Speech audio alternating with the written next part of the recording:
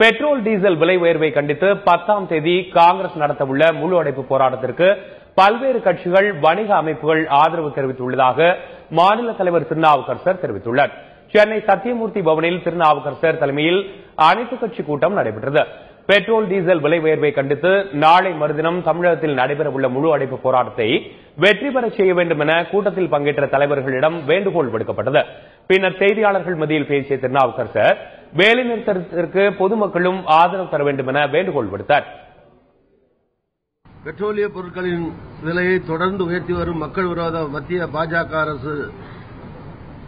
அரசுக்கு எதிர்ப்பு தெரிவிக்கும் வகையில் 10/9/2018 திங்கட்கிழமை காலை 10 மணி முதல் மாலை 3 மணி வரை நடைபெறும் இந்த மத்திய மாநில அரசுகளை கண்டித்து நடக்கக்கூடிய இந்த பாரத் பந்திலே பொதுமக்கள் அவர்கள் நடத்துகிற போராட்டமாக மக்களின் போராட்டமாக கருதி அனைவரும் ஆதரவு தர வேண்டும் என்று இந்த கூட்டம் கேட்டுக் கொள்கிறது.